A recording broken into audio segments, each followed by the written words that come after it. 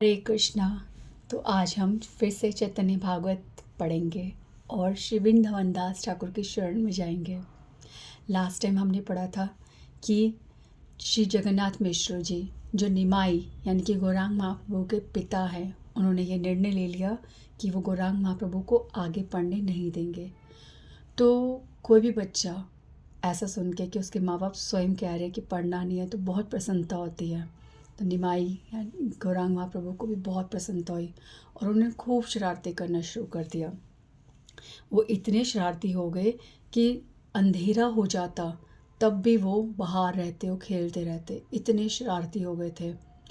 अब वो क्या करते कि अपने सारे जो आसपास के जो सखा थे उनके साथ झुंड बनाते और वो अपने ऊपर काले रंग की कंबल कर लेते, जैसे कि कोई बैल चल रही हो, और रात को बैल बन करके लोगों को डराते, शरारतें करते। कभी कभी जो लोग खेती करते हैं, जैसे केलों के जो छोटे छोटे पौधे लगाते हैं और खेती स्टार्ट करते हैं, तो सुबह उठते तो देखते हैं कि सारे खेत खराब हो गए, क्योंकि भगवान इस तरह से घूमते हैं। सारे बच्चे जो होते हैं इस तरह से बैल बन के घूम रहे हैं, शरारतें कर रहे हैं और सारा के खेत का खेत पूरा ख़राब कर दिया। कोई देखता है कि अरे देखो बैल घुसाया खेतों में, तो वो फटाफट भाग जाते हैं, पूरा गांव उठ जाता है। तो कोई भी नहीं समझ पा रहा ये कौन है जो इतनी शरारतें कर रहा है, ये कहाँ से बैल आता है, ये बैल कहाँ जाता है, किसी को समझ नहीं आ रहा। तो कभी कभी भगवान क्या करते कि लोगों के घर के बाहर कुंडी लगा देते और वो अंदर बंद हो जाते और वो चिल्ला रहे हैं, कोई नहीं सुन रहा। इस तरह से भगवान बहुत परेशान कर रहे हैं।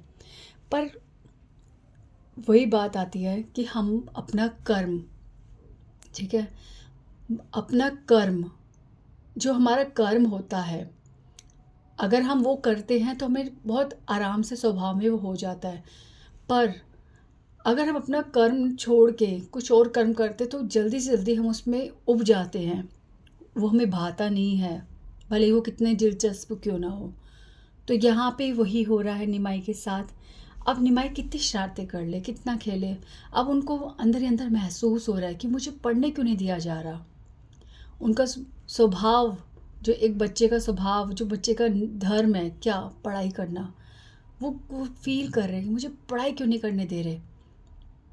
तो दूसरा, अब यहाँ पे आता है कि अगर भगवान की लीलाओं में ऐसे होगा, जैसे श्री राम जी थे, वो राजकुमार थे, ठीक है, वो चाहे तो, ठीक है, चाहे तो जहाँ तक कि स्वयं वाल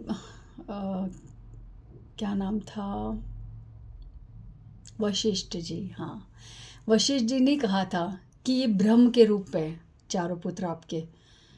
तो उन्होंने जब ये बोल दिया था, उसके बावजूद भी महाराज दशरथ ने उनको पढ़ाई के लिए भेजा।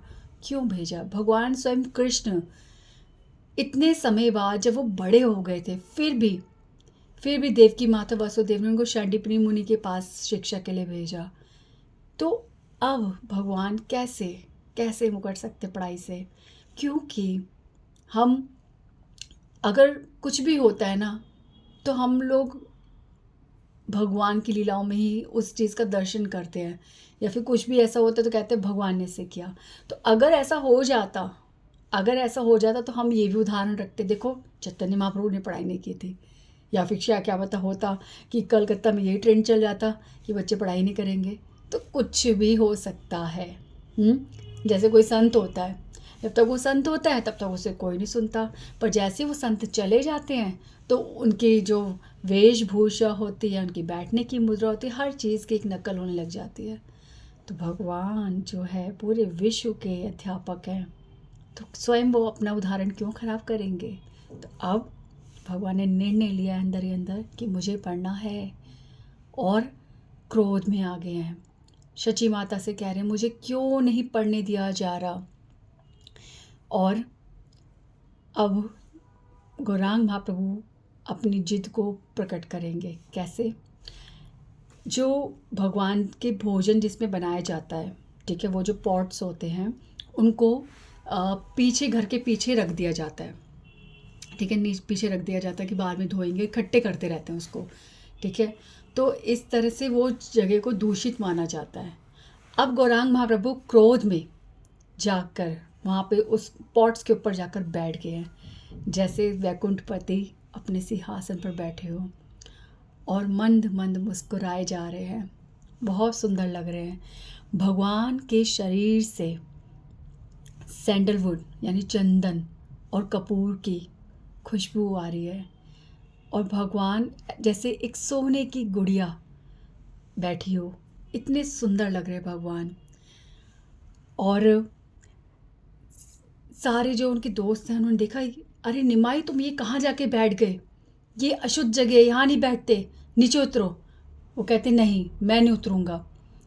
तो सारे दोस्त जो उनके भागते शची माता के पास, माता देखो निमाई कहाँ जाके बैठ गया, निमाई कहाँ जाके बैठ गया, आओ माता देखो।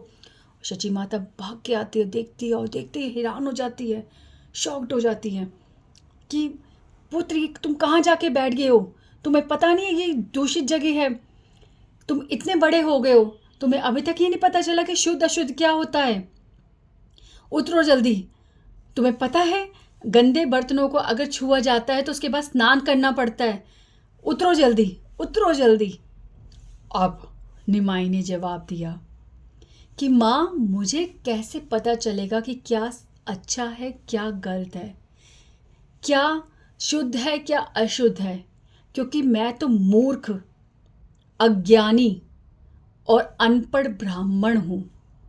क्यों? क्योंकि आप मेरे स्वयं माता पिता, आपने मुझे आगे पढ़ाई करने से मना कर दिया है, तो मुझे ये सब ज्ञान कहाँ से होगा।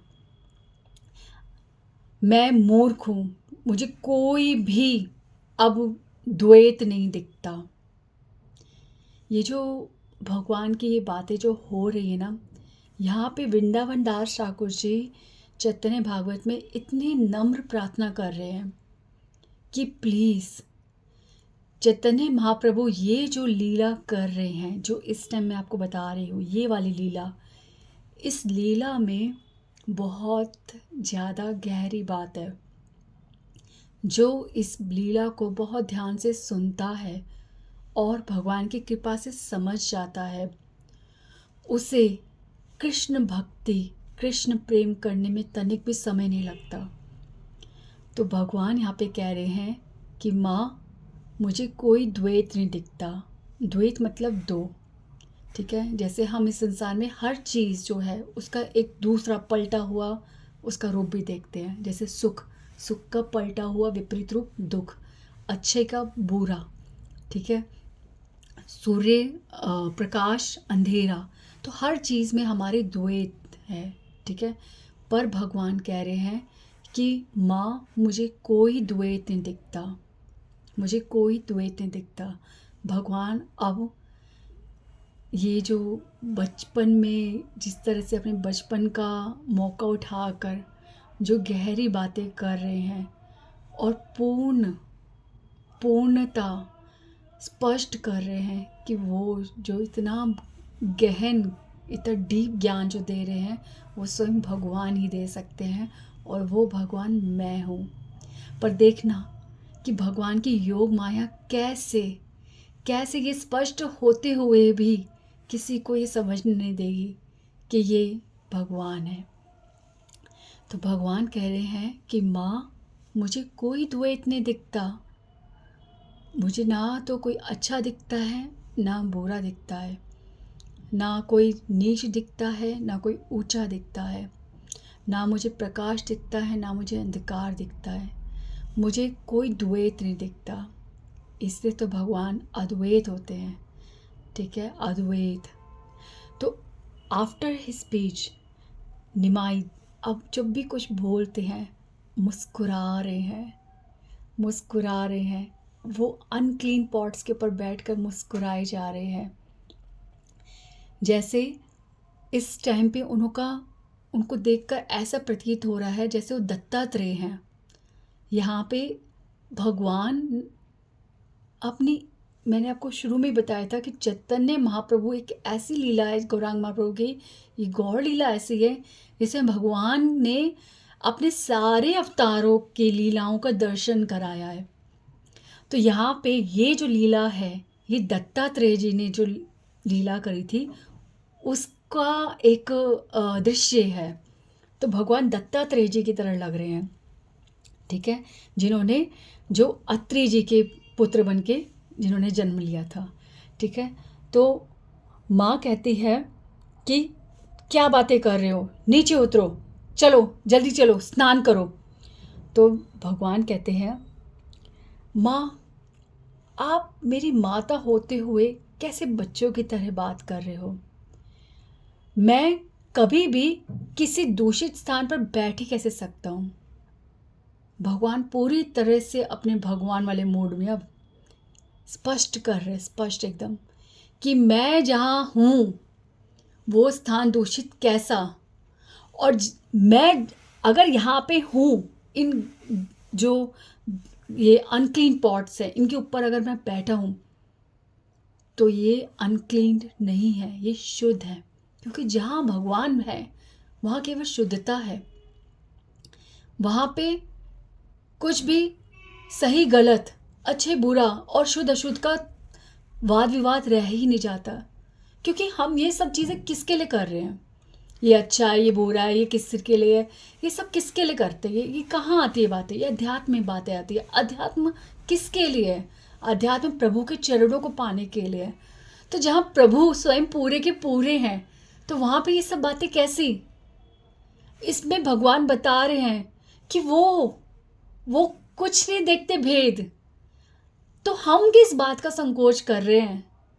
क्यों हम लोग ये बोलते हैं कि हमारे को शुद्ध होना है, शुद्ध होना है, शुद्ध होना है? क्या पता प्रभु आसानी से मिल जाए, क्या पता प्रभु ही इंतज़ार कर रहे हो जल्दी से जल्दी आने का। वो आगे तो फिर कैसे शुद्धता और कैसे शुद्धता? किस बात की प्रतीक्षा? कोई प्रतीक्षा करने की ज़रूरत नहीं है। यहाँ पे भगवान कहते हैं कि जहाँ मैं होता हूँ वहाँ पे गंगा देवी और समस्त तीर्थ स्थान होते हैं। तो शुद्धता और शुद्धता का तो नाम ही नहीं रहा। भगवान कहते हैं यहाँ पे कि clean and unclean are imaginary, it is a conditioned way of thinking. मतलब हम कंडीशनड, हमें बोला जाता है कंडीशनल सोल्स और बद्ध जीवात्मा। तो जैसे कि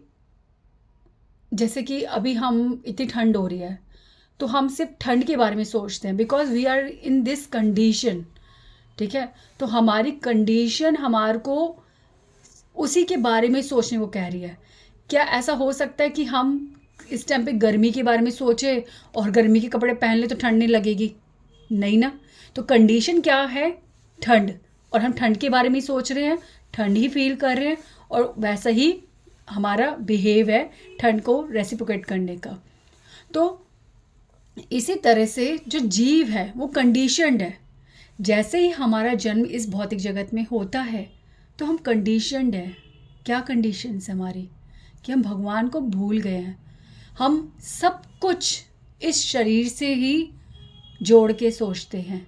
हर चीज़ हमारे लिए क्या फ़ायदेमंद है, हमारे लिए क्या नुकसानदायक है, मेरा तेरा, ये सब जो है इस कंडीशन में, किस कंडीशन में? कि हम अपने आप को ये शरीर समझते हैं, और यही कंडीशन में ही हमारी बुद्धि चल रही है। तो हम जो भी सोचते हैं इस शरीर के बारे में ही सोचते हैं, because we are conditioned souls. तो भगवान कहते हैं कि क्लीन और अनक्लीन आर इमेजिनरी। अब यहाँ पे ऐसा लगेगा कि भगवान कह रहे शुद्ध अशुद्ध हमारी सोच है। तो यानी कि अभी अगर हम लोग भक्ति स्तर पे नहीं हैं, ठीक है, भक्ति के स्तर पे अगर हम नहीं हैं अभी, तो हम शुद्ध अशुद्ध जो है हम कहेंगे अरे वाह ये तो हमारा आसान काम करते, ना नहाना और कैसे भी कर लो काम, क्या जाता है, सही तो कह रहे हैं। पर आप ये जो सोच है ना, ये जो शुद्ध अशुद्ध, ठीक है, आप अशुद्ध को स्वीकार कर रहे हो। जो तमोगुणी, जो मतलब नेगेटिव लोग होते हैं, तमोगुणी होते हैं, जो फिल्दी कंडीशंस और बासा खाना और नहाना नहीं और प्योरिटी पे वर्क ना करना, ऐसे जो लोग होते हैं वो लोग अशुद्ध को अपना, मतलब ये जो थॉट भगवान की अगर मैच करे कि भगवान शुद्ध और अशुद्ध को कह रहे हैं कि हमारी सोच है, तो हम अशुद्ध को ही हम कहते हैं अपना लेते हैं और इसको ओके कर लेते हैं। बट शुद्ध का क्या होगा? शुद्ध अवस्था भी कैसे जाएंगे हम? प्रभुपाद जी कहते हैं कि जब तक हम शुद्ध कंडीशन, जैसे इस्कॉन में इतने एटिकेट सिखाए जाते हैं, वैष्णव एटिकेट सिखाए जाते हैं, भगवान की सेवा किस तरह से करनी है, अपने आप को किस तरह से रखना है, और शास्त्र के अनुसार हमारे को कितने नियमों का पालन करना पड़ता है, स्नान कितनी बार होता है भोजन बनाने से पहले, और अगर हम टॉयलेट होके आए हैं तो हमें स्नान करना होता है। तो ये कितने सारे हमारे जो एटिकेट्स होते हैं जो शुद्धता पे कार्य करते हैं। तो ये सब क्यों है? क्यों नहीं हम चैतन्य महाप्रभु की बात जो है शुद्धता करते रहते हैं, और शुद्धता को इस तरह से मतलब क्यों फॉलो करते हैं हम, जब भगवान स्वयं कह रहे हैं कि शुद्धता एक सोच है।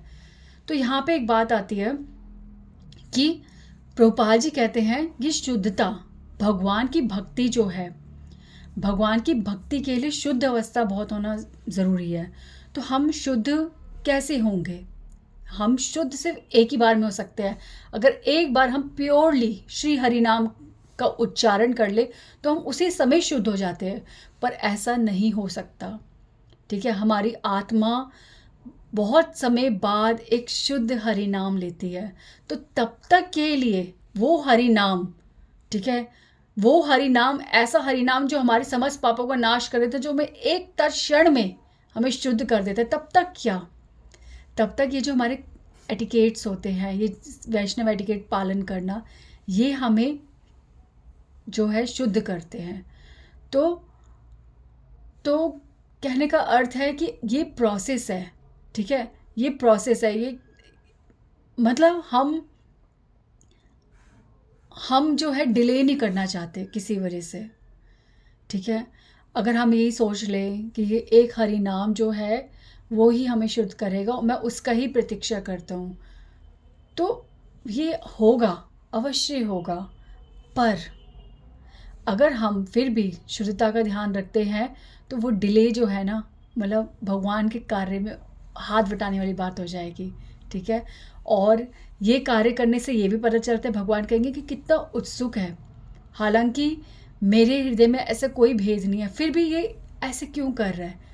क्योंकि ये मुझे जल्दी से जल्दी शीघ्र मेरी तरफ आना चाहता है, मेरी भक्ति पाना चाहता है। तो ये जो कार्य है ना, ये भगवान की ओर जल्दी बढ़ने के लिए है, ना कि भगवान को प्रसन्न करने के लिए है। बात अजीब लग रही है पर मैं सत्य कह रही हूँ।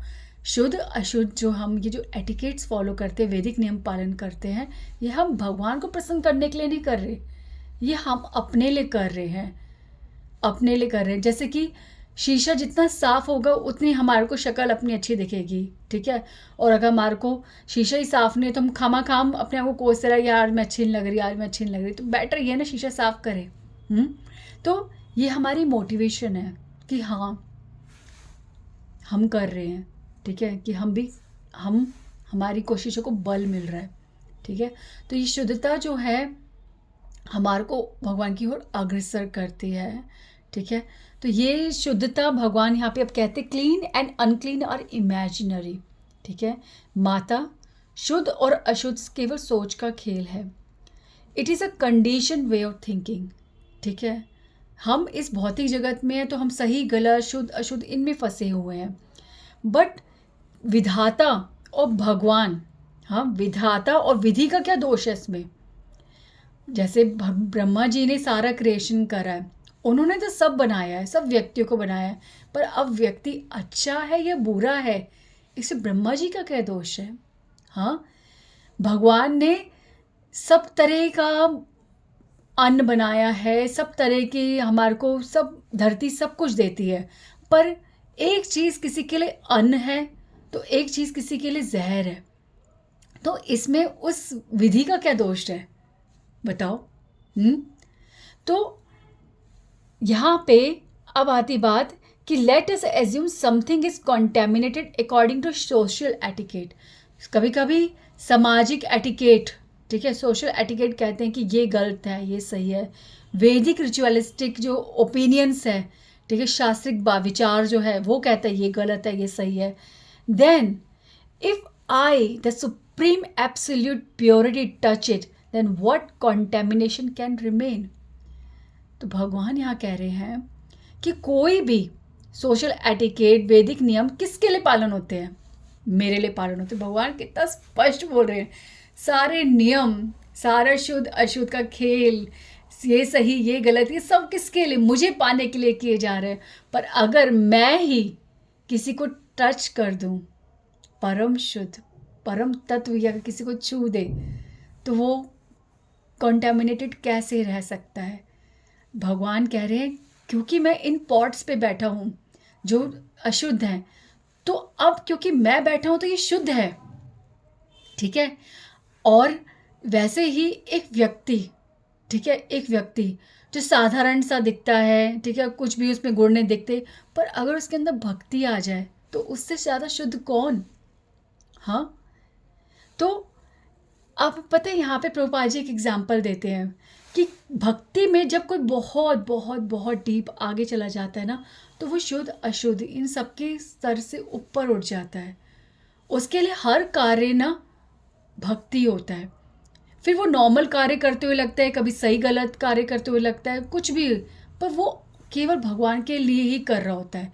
तो इसलिए वहाँ पे शुद्ध अशुद्ध का नियम पालन होता ही नहीं है। तो ऐसे समय पे हम एक साधु को गलत समझ जाते हैं। इसलिए एक साधु जब कुछ दिखता है साधारण सा, तो कभी भी ये मत सोचो कि उसका महत्व कम है। अगर वो साधु है तो वो है, हालांकि वो नॉर्मल हमारी तरह खाता पीता घूमता फिरता या किसी तरह से देखा। एक साधु एक भक्त को पहचानना, प्रभुपाद कहते हैं, बहुत कठिन है। इसीलिए चैतन्य महाप्रभु ने कहा है कि कम से कम अगर हम एक चीज़ पकड़ लेना, तो ये ऐसा साधु जो साधारण सा घूम रहा हो, कभी हम उसके चरणों पे अगर अपराध कर दे तो क्या होगा? अनर्थ हो जाएगा। भगवान ऐसा चेहरा देखेंगे भी नहीं। इसीलिए चैतन्य महाप्रभु ने कहा है कि क्यों न सबको ही भक्त समझ लिया जाए, क्योंकि जीवेर स्वरूप होए कृष्ण नित्य दास। तो अगर हम सबको ही भक्त समझे, आज नहीं तो कल सब शुद्ध ही होंगे, और सब ये शुद्ध अशुद्ध से ऊपर केवल परम भक्ति में लग जाएंगे, तो सब परम शुद्ध ही होंगे। तो आज नहीं तो कल मैं, आप, हम सब भक्ति पाएंगे ही पाएंगे। तो क्यों ना आज से ही ये सोचे कि हर व्यक्ति आज नहीं तो कल भक्त है, तो मैं इनके प्रति अपराध ना करूं, मैंने सम्मान दूं। ये अध्यात्म ना एक साइंस है, ये साइंस है। जैसे कि 12th का रिजल्ट है, बोर्ड का रिजल्ट है, वो आखिरी में आना है, पर हम पढ़ना आरंभ कर देते हैं। क्यों? क्योंकि हम ये समझ लेते हैं कि हम अच्छे नंबरों से पास होंगे, ठीक है, और हम वर्क करना शुरू कर देते हैं। वैसे ही ये क्यों नहीं सोच लेते कि हर व्यक्ति और मैं और हम स्वयं आगे जाके भक्त ही बनेंगे, ठीक है। और ये सोच के हम अभी से, ऐसा सोचने से हमारे व्यवहार में कितना परिवर्तन आने लगेगा। अध्यात्म अपने आप काम करना शुरू कर देगा। तो आती है बात यहाँ पे, तो भगवान कहते हैं जिस हृदय में मैं स्वयं आ गया, जिस हृदय में मैं स्वयं आ गया, वहाँ क्या क्या कॉन्टेमिनेशन, वहाँ पे कौन सी अशुद्धता? तो भक्त के हृदय में तो भगवान स्वयं है, ठीक है। तो ऐसा हृदय, ऐसा साधारण सा व्यक्ति जिसके हृदय में भगवान बसते हैं, गलती से भी अगर उसके लिए हमने अपराध कर दिया तो सोचो क्या होगा। आपको एक छोटा सा एग्जाम्पल बताती हूँ इसका, कि दुर्वासा मुनि और अम्बरीश महाराज जी, ठीक है। अम्बरीश महाराज जी नित्य भगवान की सेवा, भक्ति भाव और सदैव भगवान के स्मरण में लीन रहते थे, ठीक है। तो एक दिन क्या होता है, उनको एकादशी व्रत का, जो कि वो 1 महीने से एकादशी व्रत पालन कर रहे थे, कुछ नियम था उसका, उनको क्या बोलते हैं, उद्यापन करना था, उसे खोलना था, ठीक है। तो उसी समय क्या होता है, दुर्वासा मुनि जी आते हैं और कहते हैं कि तुम एकादशी का व्रत मेरे साथ खोलना, मैं बस स्नान करके आता हूँ। ठीक है, जो उनके डेली रिचुअल्स होते हैं उन्हें वो कहते हैं, मैं उसके अकॉर्डिंग मैं स्नान करके आता हूँ और हम एक साथ व्रत खोलेंगे। अब अम्बरीश महाराज के जो मंत्री सभागण और जो उनके क्या बोलते हैं, जो उनके स्पिरिचुअल जो भी उनको गाइड करते हैं, वहाँ पे जो सभा में जो जो लोग थे वो सब कहते हैं कि दुर्वासा मुनि लेट कर रहे हैं, महाराज आप व्रत खोल लीजिए। तो सब अम्बरीश महाराज जी कहते नहीं नहीं, दुर्वासा मुनि बहुत महान मुनि है, उन्होंने मुझे आज्ञा दी है, उन्होंने मुझे बोला है अगर कि उनके साथ खोलना है तो उनके साथ ही खोलना है, मैं प्रतीक्षा करूँगा। तो समाधान ये निकलता है कि कोई बोलता है कि कोई बात नहीं, आप व्रत मत खोलिए, पर क्योंकि व्रत पारायण का समय जा रहा है, व्रत खोलने का समय जा रहा है, तो आप जल पी लीजिए, क्योंकि जल एक ऐसी चीज़ है जिससे व्रत खुलता भी है और नहीं भी खुलता। तो आप जल ग्रहण कर लीजिए। तो दुर्वासा मुनि जी अम्बरीश मुनि जी जल ग्रहण करते हैं, और जैसे ही वो जल ग्रहण कर रहे होते हैं उसी समय दुर्वासा मुनि जी आते हैं और ये देखते हैं कि अम्बरीश महाराज जी जल ग्रहण कर रहे हैं, और उनको क्रोध आ जाता है और वो कहते हैं तुमने मेरी आज्ञा का उल्लंघन किया, तुम्हें मैंने बोला था मेरी प्रतीक्षा करना, मैं एक साथ व्रत खोल लेंगे, तुमने व्रत खोल दिया। और कोई भी बात सुने बिना दुर्वासा मुनि जी बहुत क्रोध करते हैं और श्राप देने वाले होते हैं अम्बरीश महाराज जी को। ठीक है, और अम्बरीश महाराज जी जो निरंतर भगवान का स्मरण करते हैं, जो सदैव भगवान को ही महसूस करते हैं, क्या ऐसे व्यक्ति को भगवान छोड़ सकते हैं? क्या ऐसे भक्त से भगवान कभी भी अपनी दृष्टि हटा सकते हैं? कभी नहीं। तो भगवान तो साक्षात सदैव अम्बरीश महाराज जी के साथ हैं और ये देख रहे हैं कि क्या कर रहा है दुर्वासा मुनि, और उसी टाइम अपना चक्र छोड़ देते हैं और दुर्वासा मुनि जी का बस गला कटने वाला है और दुर्वासा मुनि जी भागना शुरू हुए। समस्त देवी देवताओं के पास जाते हैं, ब्रह्मा जी के पास जाते हैं, शिव जी के पास जाते हैं और फिर अंत में नारायण के पास जाते हैं। कोई भी रक्षा नहीं कर रहा तो नारायण को बोलते हैं कि भगवान चक्र तो आपका है, सुदर्शन धारी आप है, तो आप चाहे तो अपने सुदर्शन चक्र को रोक सकते, आप मेरी रक्षा क्यों नहीं करते? तो नारायण बोलते हैं कि मैं सदैव अपने भक्त के वशीभूत हूँ। ठीक है, मैं अपने भक्त के द्वारा कंट्रोल होता हूँ। तो तुमने मेरे भक्त का अपमान किया है, वो भी ऐसे भक्त का जो ना मुझे एक पल के लिए छोड़ता है और जिसके बिना मैं भी एक पल नहीं रह पाता। उस भक्त को तुम बिना सोचे समझे अपने मूर्खतावश क्रोधवश श्राप देने जा रहे थे। अब तो तुम्हारा कुछ नहीं हो सकता, तुम्हारी रक्षा मैं स्वयं भी नहीं कर सकता। ठीक है, क्योंकि जहाँ भक्त की बात आ जाती है भगवान कुछ नहीं देखते। हाँ, एग्जाम्पल पे एग्जाम्पल, जैसे भीष्म पितामह कह ली, भगवान ने अपनी प्रतिज्ञा का भी ध्यान नहीं किया और तोड़ दी प्रतिज्ञा। तो भगवान फिर भगवान क्या करते हैं, दुर्वासा मुनि जी को बोलते हैं ये केवल तभी संभव है कि जिस भक्त के प्रति तुमने अपराध किया है, अगर तुम उन्हीं के चरणों में माफ़ी मांगो और वो भक्त तुम्हें क्षमा कर दे, तभी ये सुदर्शन तुम्हारे को बख्शेगा। ठीक है, तब दुर्वासा मुनि जी वापस अम्बरीश महाराज जी के पास जाते हैं और उनके चरणों में नतमस्तक होते हैं, उनसे क्षमा मांगते हैं। और अम्बरीश महाराज जी कहते हैं आपकी तो कोई गलती नहीं है, आप क्षमा किस लिए मांग रहे हैं?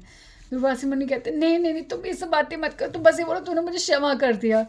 फिर अम्बरीश महाराज जी कहते हैं आपने कोई अपराध नहीं किया, पर अगर आप ऐसा सोचते हैं तो जो भी आप कह रहे हैं बस वो क्षमा हो, मैं आपकी आज्ञा का पालन कर रहा हूँ, अन्यथा मैं कोई भी ऐसा योग्य नहीं कि मैं कोई चीज़ के लिए आपको क्षमा करूँ। मैं क्षमा मांगता हूँ भगवान, जो भी दुर्वासा मुनि जी कह रहे हैं मैं उस आज्ञा का पालन करता हूँ। ये बोल रहे हैं कि मैं सिर्फ एक शब्द बोलूँ क्षमा कर दो, तो मैं बोलता हूँ मैं क्षमा करता हूँ। और जैसे वो बोलते हैं अम्बरीश महाराज जी क्षमा करता हूँ, उसी समय सुदर्शन जी लुप्त हो जाते हैं और दुर्वासा मुनि जी बच जाते हैं। तो ये उदाहरण हमें बताता है कि भगवान सदैव भक्त के वशीभूत होते हैं। तो बात यहाँ से शुरू हुई है कि ऐसा भक्त जो साधारण सा दिखता है, जो ना भक्त लगता है, शायद जिसकी क्रिया भी भक्त जैसी नहीं होती, पर जब वो बोलता है, गौर गोविंद स्वामी महाराज कहते हैं भक्त की पहचान ही यही है कि वो निरंतर जब बोलता है तो उसकी हर बात भगवान से जुड़ी होती है, उसकी हर बात का अंत भगवान पे ही होता है।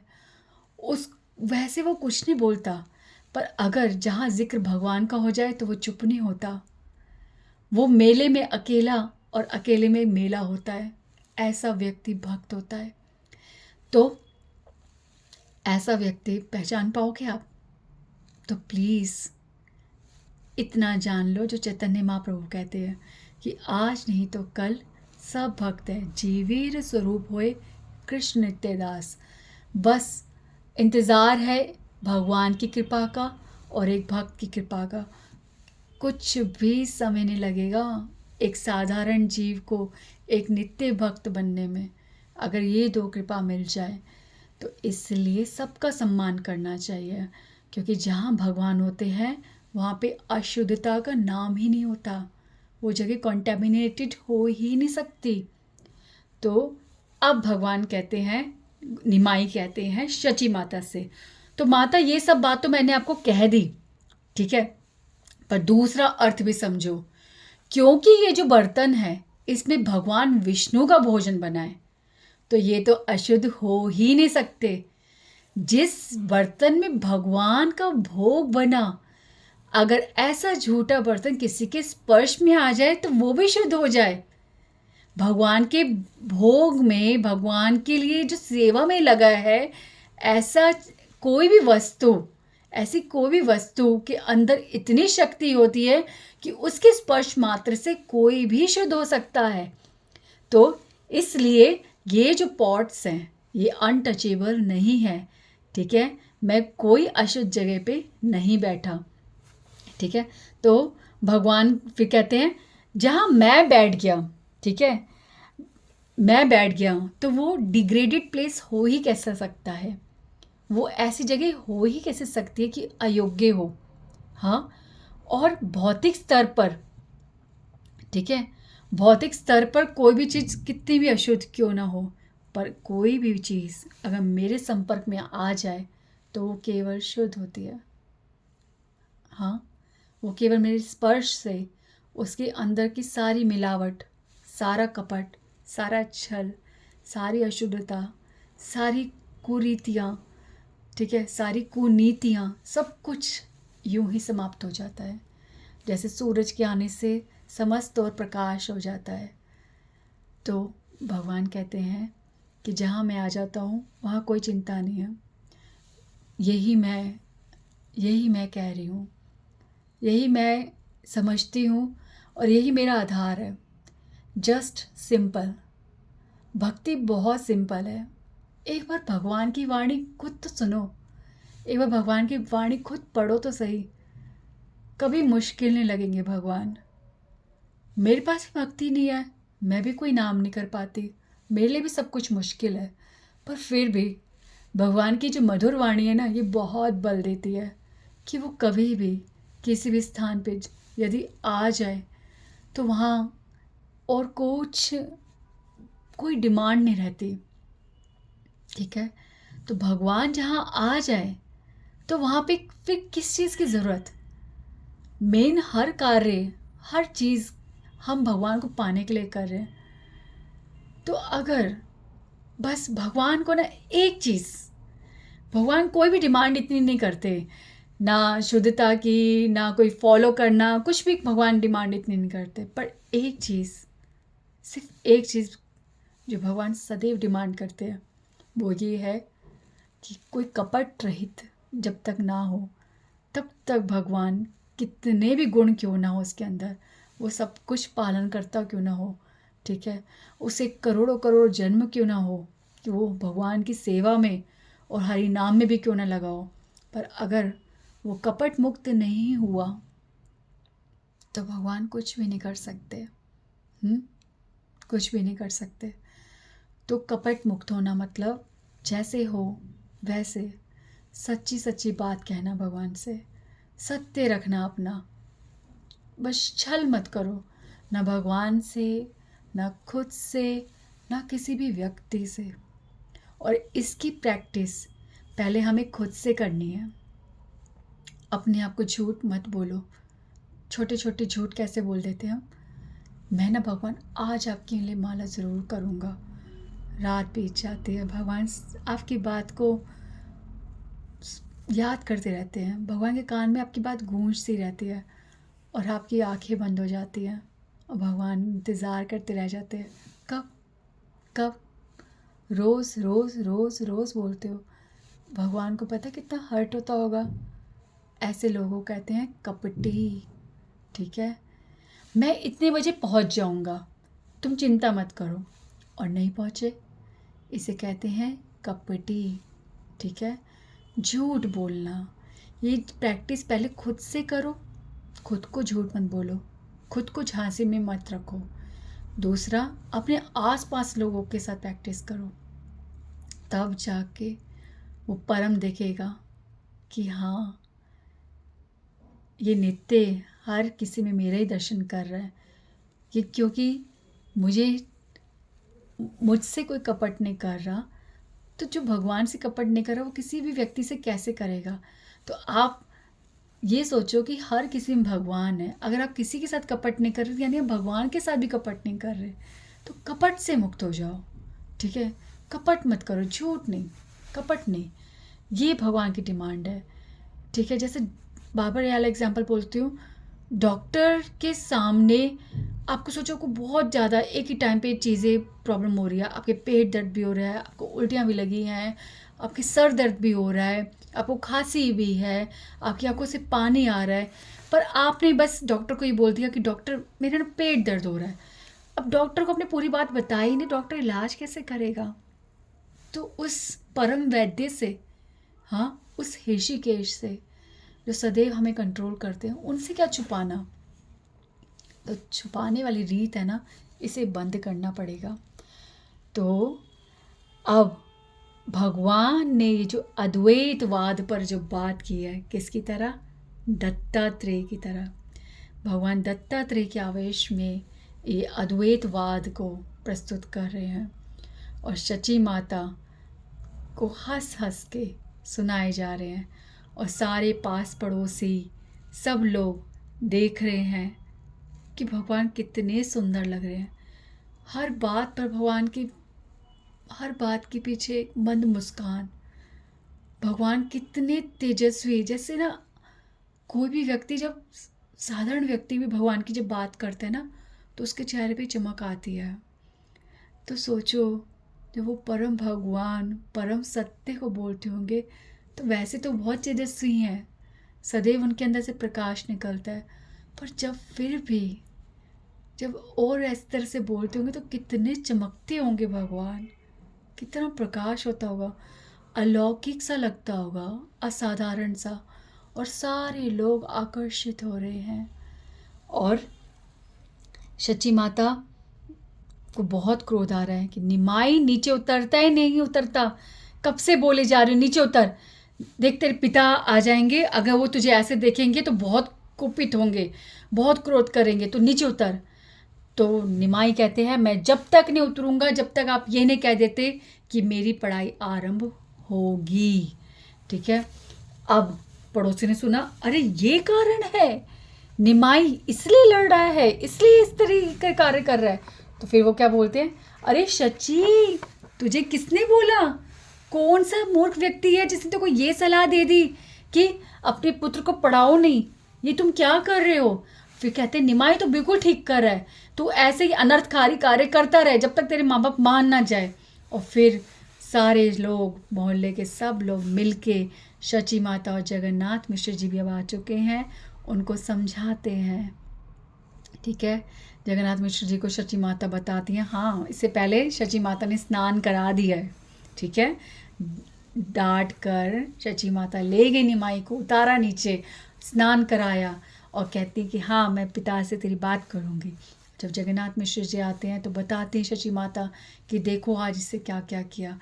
फिर शाम को सारे आस पड़ोस के लोग आते हैं और जगन्नाथ मिश्र जी को समझाते हैं कि हम जानते हैं कि आपके हृदय में ये भय क्यों है कि निमाई पड़ जाएगा तो विश्वरूप की तरह चल जाएगा। आप चिंता क्यों करते हो? जो भी होना है वो भाग्य में जो लिखा है वैसे ही होना है। आप सब कृष्ण पे छोड़ दो, आप कोई चिंता मत करो। और ये कोई साधारण बालक नहीं है। आप इसके लिए जो कर सकते हो करो, इसको सदैव अपने हृदय से लगा के रखो और इसके लिए जो जो आवश्यक है वो कार्य करो। पर आप इसकी अब शिक्षा को आरंभ करो। और इस प्रकार से चैतन्य महाप्रभु फिर से आनंदित हो जाते हैं, क्योंकि now he has resumed his studies. ठीक है, उनकी पढ़ाई फिर से आरंभ हो गई है। तो ये श्री वृंदावन दास ठाकुर जी ने इसका व्याख्यान किया है और बहुत सुंदर है। ठीक है, हमने चैतन्य भागवत से पढ़ा। Please chant Hare Krishna, chant Hare Krishna. इतनी बातें सुनकर, इतनी बातें सुनते हम, ये सब कहाँ जाता है? कितना कुछ कर रहे हैं हम, कितना हरि नाम करते हैं, सब कुछ करते हैं, कहाँ जाता है? कहाँ चला जाता है? उड़ जाता है क्या? कोई धुआं है क्या जो उड़ जाता है? कोई माचिस की तीली है जो जल के ख़त्म हो जाती है? हाँ, ये थाली का भोजन है जो खाया और ख़त्म। क्या होता है? कहाँ जा रहा है जो सुन रहे हैं? ये सब कुछ जो पा रहे हैं भगवान से जुड़ा हुआ, कहाँ जा रहा है? क्यों नहीं परिवर्तन आ रहा? क्योंकि हम भगवान के लिए सरेंडर नहीं हैं। जब तक पूर्णतः भगवान के लिए, भगवान के चरणों में हम शरण नहीं लेंगे, शरण लिए बिना जब तक हरि नाम नहीं करेंगे, ठीक है, तब तक हृदय में प्रेम उत्पन्न कैसे होगा? आप किसी के लिए कुछ नहीं कर सकते जब तक आपको उससे प्रेम ना हो। वैसे ही ये सब कार्य है अभी हमारे लिए। ये माला करना, ये भगवान से जुड़ी कोई भी कार्य करना, ये हमारे लिए कार्य है। जब तक समर्पण नहीं आएगा तब तक हम कुछ नहीं कर सकते। और समर्पण केवल केवल केवल प्रेम ही है जो समर्पण को जन्म देता है। तो भगवान से प्रेम करना सीखो, प्रेम करना सीखो। अब प्रेम कैसे होए? तो मांगो उनसे, करो प्रार्थना, वो सदैव उन प्रार्थनाओं को सुनते हैं। राधा रानी की कृपा होती है ना, क्योंकि प्रेममयी कौन है? राधा रानी। भक्ति रूपा कौन है? राधा रानी। आनंद स्वरूपा कौन है? राधा रानी। वो ही भक्ति देवी हैं। कृष्ण को आनंद देना केवल राधा रानी के अधिकार है। और राधा रानी है जो कृष्ण को पूरे समस्त जगत द्वारा आनंद देना चाहती हैं। तो वो तो चाहती हैं गिनती बढ़े, कृष्ण के आनंद में वर्धन हो। ठीक है, तो राधा रानी से प्रार्थना करो कि हे राधा रानी, हमें प्रेम दो, हमें आपके चरणों में प्रेम दो, हमें भक्ति दो। और राधा रानी बहुत जल्दी देंगी। और जिस दिन प्रेम आ गया, समर्पण अवश्य आएगा। समर्पण आ गया तो हर कार्य प्रेम से भर जाएगा, भक्ति से भर जाएगा। फिर हरि नाम पाने में कोई देर नहीं लगेगी। हरि नाम मिल गया तो शुद्धि शुद्ध है, और फिर तो सदैव भगवान हमारे साथ है। ठीक है, तो please chant Hare Krishna attentively, बहुत ध्यान से, चलते फिरते कर लो। अगर 4 करते हो तो सोचो एक माला बिल्कुल बैठ के भगवान के सम्मुख होके करनी है। अगर 16 करते हो तो 4 सोच लो। और सबसे बेस्ट होगा कि जितना भी नाम करते हो बहुत अटेंटिवली करो। आपको पता है ब्रह्म मुहूर्त में उठना, ब्रह्म मुहूर्त में उठना जो सब लोग करते हैं, ये कोई नियम नहीं है। ये कोई मतलब बाउंडेशन नहीं है कि सुबह उठना चाहिए। ये सुबह उठना आपकी आवश्यकता होनी चाहिए कि भगवान, ये 7-8 बजने के बाद ना मुझे अपने सिर्फ कार्य ही कार्य दिखते हैं। ठीक है, अगर आप बस में बैठ के कर रहे हो तो आपको दिमाग में यही घूमता रहेगा, मेरा बस स्टॉप आने वाला है, मेरे को ऑफिस पहुंचना है, मुझे पहला काम ये करना है। तो कुछ भी आप चलते फिरते भगवान का नाम ले रहे हो, तो वो कार्य जो कर रहे हो ना, दिमाग में वो है, हाथ में माला है, मुंह पे नाम है, पर दिमाग में वो कार्य है। इसलिए इसलिए ब्रह्म मुहूर्त होता है, क्योंकि ये नियम नहीं है, ये हमारी आवश्यकता है। सुबह उठने से हम जो बच्चे पढ़ते हैं ना, बच्चों अगर आप सुन रहे हो, सुबह का टाइम बहुत क्वालिटी वाला होता है। आप पढ़ के देख सकते हो, रात रात को पढ़ने का कोई फ़ायदा नहीं है। रात को टाइम पे सो, अर्ली मॉर्निंग उठो। माइंड की क्वालिटी बहुत ज़्यादा हाई क्वालिटी होती है। क्यों? क्योंकि उस टाइम हमारा दिमाग बटा हुआ नहीं है। हमारी इंद्रियां उस समय कोई कार्य नहीं करती। इंद्रियों को अपने समय पे कार्य करने की आदत है, उसको खाने की आदत है। उसका खाने का समय जो है, पेट अपने आप आवाज करता है, खा ला खा ले खा ले खा ले, खाने का टाइम हो गया। ठीक है, बच्चे का खेलने का टाइम, तो उसे नेचुरल इंस्टिंक्ट्स आती है, मुझे अब खेलना है। आपकी पूजा का टाइम होता है, आपको नेचुरल इंस्टिंक्ट्स आती है, मुझे अब आरती है, पूजा करनी है। तो हर किसी चीज़ का टाइम है, जो आपकी इंस्टिंक्ट्स जो आपकी जगाती हैं, आपकी इंद्रियां हैबिचुअल हो गई हैं। बट जो ब्रह्म मुहूर्त का समय ना, आपकी हैबिट उस टाइम, आपकी कोई इंद्रियां उस टाइम कोई कार्य नहीं करती, वो शांत होती है। उस टाइम पे आप चाहे जो भी कर सकते हो। पर हाँ, क्योंकि इंद्रियों को उस समय सोने की आदत है, तो स्टार्टिंग में वो परेशान करेंगी, निद्रा आएगी। पर डोंट वरी, डोंट वरी। आप ये सोचो कि आप, चलो आपको झपकी शायद आ जाती हो, ठीक है, पर आप जागोगे तो सही। पर अगर आप अपने बिजी शेड्यूल में चलते फिरते हरि नाम करोगे, तो ये जागने का मौका भी नहीं मिलेगा। आपको ऐसा लगेगा आपने माला कर ली, और यू विल, मतलब आप फॉल्सली सेटिस्फाई होना शुरू कर दोगे। ये बहुत बैड थिंग हो जाएगी। पर अगर आप ब्रह्म मुहूर्त में उठते हो, गलती से आपको थोड़ी सी नींद भी लग जाती है, तो कोई बात नहीं, एटलीस्ट आप गिल्ट तो फील करोगे, भगवान सॉरी, नींद लग गई, मैं क्यों नहीं माला कर पा रहा, मुझे क्यों नींद आ रही है। स्टार्टिंग में स्ट्रगल होगा, पर ये गिल्ट्स भी ना आपको प्रेरणा देंगे हरि नाम करने का। ठीक है, सो प्लीज़, ब्रह्म मुहूर्त हमारी आवश्यकता है। ट्राई करो, 15 मिनट से ना पीछे जाओ। ठीक है, 7 बजे उठते हो, 6:45 उठना शुरू करो। 6:45 उठते हो, 6:30। अगर 5 बजे उठते हो तो 4:45। धीरे धीरे धीरे ब्रह्म मुहूर्त में आओ, एकदम से मत आना। डोंट, अपनी इंद्रियों को, अपने मन को, अपने शरीर को परेशान मत करो, क्योंकि ये सब हमारे साधन हैं। इन्हीं की वजह से हम भगवान की भक्ति कर पा रहे हैं। इनके साथ शोषण नहीं करना। ठीक है, ये बच्चे की तरह हैं, इन्हें प्यार प्यार से सुधारना है हमें। ठीक है, तो इनकी प्यार प्यार से हेल्प लो, और इनको प्यार प्यार से हेल्प दो। मिलकर भक्ति करनी है।